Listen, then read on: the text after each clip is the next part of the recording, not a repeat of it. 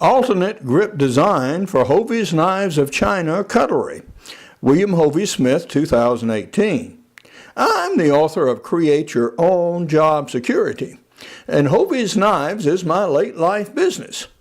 In this video, I try a modification of my knife scales to meet consumer demand and don't succeed at this first attempt. This is Hovey Smith, the backyard sportsman, and I'm in my knife shop today. And what we're going to be doing is we're going to be changing the profile of some of our knives. This knife, for example, is our long slicer, and it has our very distinctive ring here on the end, but unfortunately it got dropped, and so the handle is cracked there. When I was at the last knife show, I had some complaints that this ring was not really very desirable for a lot of people on some of our designs. So what I'm going to do is grind this ring away and shape this handle round. Then I'm going to take another blank that has not been handled at all and design an altogether new style of handle without the ring. So the first thing we're going to do is put this in the grinder and actually reduce this ring.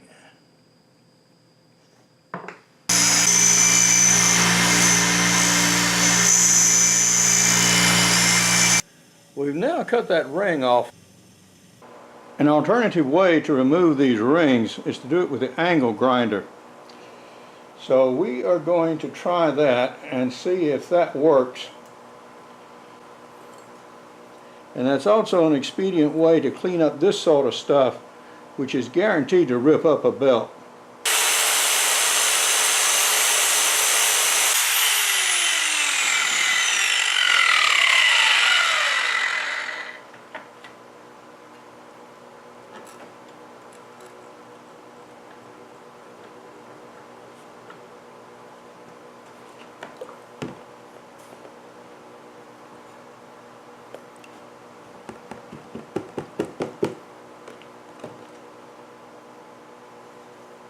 In case you're wondering if that were hot, it were.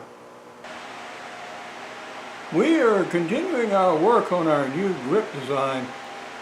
This is our medium-sized chopper, and we're going to thin the grips somewhat, particularly on this scale, which is thicker than the other, and generally shape it using the coarse belt on the belt sander here.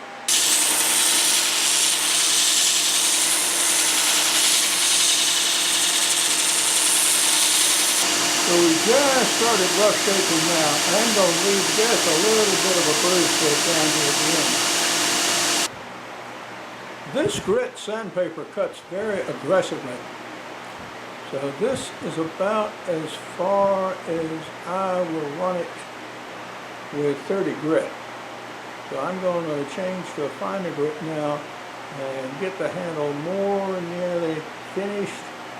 I use this to roughly shape it, and I remove a lot of excess wood from one side of the grip scale to more nearly even up the scales.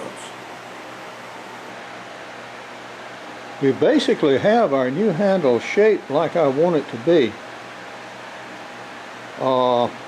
It's done with 200 grit now, and that's basically to remove what might be called divots, deep scars in the wood itself, and also some of the deeper scratches. Now the handle has some of my characteristic features. It swells toward the butt, so these scales are tapered both in this direction going down toward the blade. Now the handle is a bit thick for this style of knife, but that was a result of using this tang, which is quite thick in itself, and of course needs a layer of wood on both sides of it.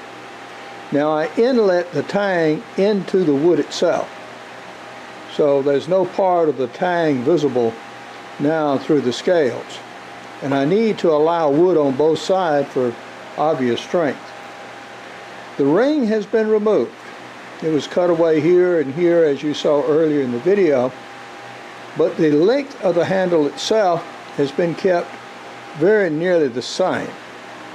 So instead of the ring fitting in the palm of the hand, this enlargement here, or bulb if you like, will fit. So now I'm going to go ahead and use finer grits and put an actual finish on the grip itself. Well, I have finished that to the extent that I intend to. I have learned from this, and we tried a different style of temper to get a harder blade. Well, we did get a harder blade, and we also got a more brittle blade. And we had another that we heat treated the same way, and it broke whilst we were trying to straighten it. So the steel did get harder, and this is T410 stainless. But still, it doesn't have quite the edge retaining capability that I really want. You can see on the handle the difference. This is a comfortable handle for a larger hand, and in that extent it really worked. But for a smaller hand, it's a little too thick in this direction, although the length may be about right. And I do still like the bulge and the expansion that I have at the end here. So these are features I'm going to retain. So I've learned something from building the knife. I cannot correct that slight bend, however. Faults in this knife include a bent blade, thick grips that do not allow sufficient clearance for the hand during chopping, and the steel didn't harden as well as I would like. Not every knife comes out of the bench perfect or even acceptable. The reason is, as before mentioned, the blade is a little bit warped. And although springy, I don't dare try to correct it for fear of snapping the blade. But will it cut? Yes. It will cut.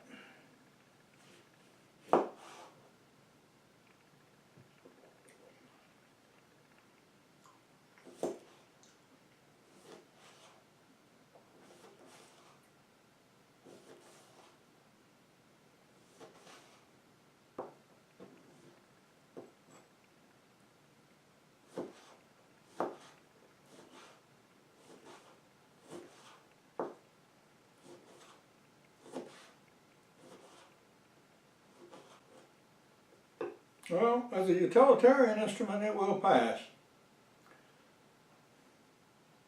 But now, this is Hovey Smith, reminding you to hunt what you eat and eat what you hunt. Be legal, be ethical, be safe, goodbye, God bless, and see you next time. My new book, Create Your Own Job Security, encourages people to start a whole series of businesses throughout their lives.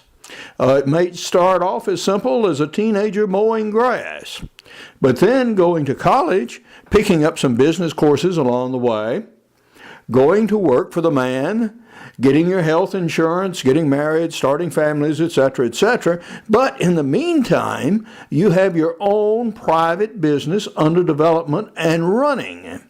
So when you get in your 40s, 50s, and 60s, and the guy comes around and says, "We just don't need you anymore," you already have your business up and running. My modified grip worked as long as the finger was held over the top of the knife blade as shown in the cutting demonstration. However, most chefs grasp this knife with the fingers wrapped around it, and this style of handle does not allow sufficient clearance. So I'm going to thin this grip and lengthen it on future modifications.